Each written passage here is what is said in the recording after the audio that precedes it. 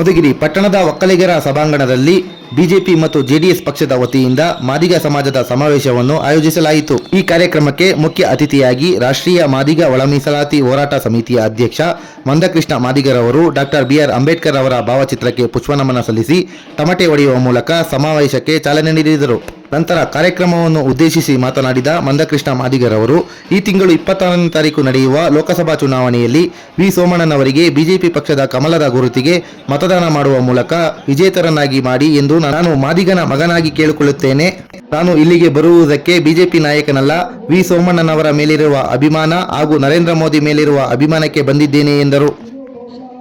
ಈ ಕಾರ್ಯಕ್ರಮದಲ್ಲಿ ಮಾಜಿ ಶಾಸಕ ಎಂ.ವಿ. ವೀರಭದ್ರಯ್ಯ, ಬಿಜೆಪಿ ಪರಾಜಿತ ಅಭ್ಯರ್ಥಿಗಳಾದ ಎಲ್.ಸಿ. ನಾಗರಾಜ್, ಅನಿಲ್ ಕುಮಾರ್, ಜಿಲ್ಲಾ ಪಂಚಾಯಿತಿ ಮಾಜಿ ಅಧ್ಯಕ್ಷ ಹುಚ್ಚಯ್ಯ, ಮಾಜಿ ಸದಸ್ಯ ಎಸ್.ಟಿ. ಕೃಷ್ಣಪ್ಪ, ಜೆಡಿಎಸ್ ಎಸ್ಸಿ ಘಟಕದ ಅಧ್ಯಕ್ಷ ಗುಂಡಗಲ್ ಶಿವಣ್ಣ, ಪಾವಡ ಶ್ರೀರಾಮ್, ಉಭಯ ಪಕ್ಷದ ಮುಖಂಡರು ಹಾಗೂ ಕಾರ್ಯಕರ್ತರು ಭಾಗಿಯಾಗಿದ್ದರು.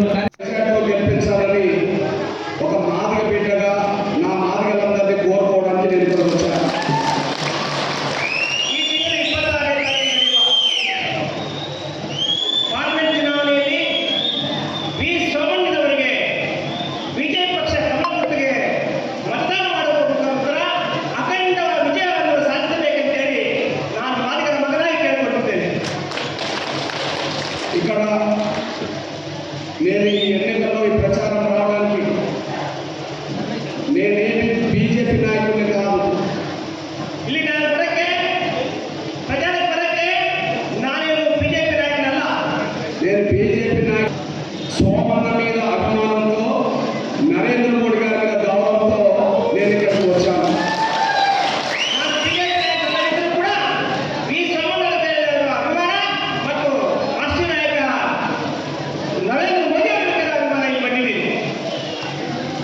మీ అందరికీ తెలుసు, నేను ఒక మాదిగ బిడ్డగా మాదిగల కోసం 30 సంవత్సరాలుగా 3 దశాబ్దాలుగా మాదిగల కోసం ఒక ఉద్యమాన్ని నడుపుతున్న విషయం మీ అందరికీ తెలుసు. ನಿಮಗೆಲ್ಲರಿಗೂ ಗೊತ್ತಿದೆ, ನಾನು ಮಾದಿಗರ ಮಗನಾಗಿ 30 ವರ್ಷಗಳಿಂದ ತ್ಯಾಗ ಮಾಡಿ ಹೋರಾಟ ಮಾಡೋದು ನಿಮಗೆಲ್ಲ ಗೊತ್ತಿರೋ ವಿಷಯ ಆಗಿದೆ. ಕರ್ನಾಟಕ ರಾಜ್యంలోనైనా, తెలంగాణ, ఆంధ్రప్రదేశ్, తమిళనాడులోనైనా ఎక్కడైనా మాదిగ జాతి అన్ని రంగాల్లో వెనకబడిపోవడం వల్ల మాదిగల్ని అన్ని రంగాల్లో ముందుకు నడపడం కోసమే మీ బిడ్డగా మాదిగల కోసం 3 దశాబ్దాలుగా పోరాటం చేస్తున్నా. ఆంధ్ర, తెలంగాణ, తమిళనాడు, కేరళ, మహారాష్ట్ర, ಕರ್ನಾಟಕದಲ್ಲೂ ಕೂಡ ಎಲ್ಲ ರಾಜ್ಯಗಳಲ್ಲೂ ಕೂಡ ಮಾದಿಗ ಜನಾಂಗ ಹಿಂದುಳಿದಿದ್ದಕ್ಕೆ ಅವರ ಮುಂದೆ ಬರೋದಕ್ಕೋಸ್ಕರ ಸತತವಾಗಿ ಹೋರಾಟ ಮಾಡ್ತಾರೆ. ನಿಮಗೆಲ್ಲ ಗೊತ್ತಿರೋ ವಿಷಯ. ఈ పోరాటంలో మనం విజయం సాధిస్తే, ఈ పోరాటంలో మనం గెలిస్తే మన పిల్లల చదువులు ముందుకు సాగుతాయి, మన బిడ్డలకు ఉద్యోగాలు వస్తాయి, ఆర్థికంగా రాజకీయంగా మన జాతి పైకి రావడానికి అవకాశం ఉన్నది. ಈ ಹೋರಾಟದಲ್ಲಿ, ಈ ಸತತ ಹೋರಾಟದಲ್ಲಿ ನಮಗೆ ಗೆಲುವು ಸಿಕ್ಕಿದೆ ಆದರೆ ನಮ್ಮ ಮಕ್ಕಳ ವಿದ್ಯೆ, ಉದ್ಯೋಗ, ಅವರ ಮುಂದಿನ ಭವಿಷ್ಯತ್ತಿಗೆ ಅನುಕೂಲ ಆಗುತ್ತದೆ ಅನ್ನೋದನ್ನು ನಾನು ತಿಳಿಪಡ್ತಾ ಇದ್ದೀನಿ. ನಾವು ಖಂಡಿತವಾಗ್ಲೂ ಸಾಮಾನ್ಯ ಹೋರಾಟ ಎಲ್ಲ ಕೂಡ ಅಲ್ಲಿ ಎಲ್ಲರೂ ఇప్పుడు గౌరవ నరేంద్ర మోడీ గారి పాలన 10 ఏళ్ళైంది. మాన్య అన్నదమ్ములు, ನಮ್ಮ ఎలక్షన్ కన్నా అన్నదమ్ములు కూడా నన్ను మనవి ಮಾಡ್ತಾ ಇದ್ದೀನಿ. నరేంద్ర మోడీ గారి 10 ఏళ్ల పాలన మీద విమర్శలు పెట్టడానికి ఏ కారణం దొరకట్లేదు ప్రతిపక్షాలకు. నరేంద్ర మోడీ గారి పాలనಯಲ್ಲಿ ಯಾವ ವಿಮರ್ಶೆಗಳ ಪರಿಸ್ಥಿತಿನೇ ಇಲ್ಲ. ప్రతిపక్షాలు చేయాల్సిన పని గౌరవ నరేంద్ర మోడీ గారి పాలనలో ఏదైనా వైఫల్యం ఉంటే ఆ వైఫల్యాలన్నీ మాట్లాడాలి. ప్రతిపక్షం కూడా ಯಾವುದು ಅವರನ್ನು వైఫల్యం ಮಾಡಕ್ಕೆ అవకాశమే ಇಲ್ಲ. నరేంద్ర మోడీ గారి పాలనలో వైఫల్యాలు ఏమీ లేవు కాబట్టి లేనిపోని ఆరోపణలు చేస్తూ జనాన్ని పక్కదారి పట్టించే ప్రయత్నం చేస్తున్నారు. నరేంద్ర మోడీ పాలనಯಲ್ಲಿ ಯಾವುದೇ వైఫల్యం లేకుండా ಇಲ್ಲದ ಸುಳ್ಳಿನಲ್ಲಿ ಅದನ್ನು ಆರೋಪ ಮಾಡಲು ಪ್ರಯತ್ನ ಮಾಡ್ತಿದ್ದಾರೆ.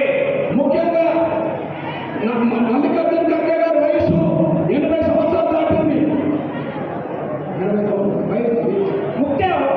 ಮುಖ್ಯವಾಗಿ ನರೇಂದ್ರ ಮೋದಿ ಅವರಿಗೆ 80 ವರ್ಷ, ಖರ್ಗೆ ಅವರಿಗೆ 80 ವರ್ಷ, 40 ಏಳು 50 ಏಳು ರಾಜಕೀಯ ಅನುಭವ ఉందని చెప్తున్నాడు. 40 ಏಳು ರಾಜಕೀಯ ಅನುಭವ ಇದೆ ಅಂತ ಹೇಳ್ತಾ ಇದ್ದಾರೆ. కానీ అంత వయసులో వ్యక్తి ఇప్పుడు అబద్ధాలు మాట్లాడుతున్నాడు. ಅಂತ ಅಷ್ಟು ವಯಸ್ಸಲ್ಲಿ ಮಲ್ಲಿಕಾರ್ಜುನ ಖರ್ಗೆ ಇವತ್ತು ಸುಳ್ಳು ಹೇಳ್ತಾ ಇದ್ದಾರೆ. ಆ ಅಬದ್ಧಾలు ప్రచారం చేస్తున్న ఒక అంశం ఏంటంటే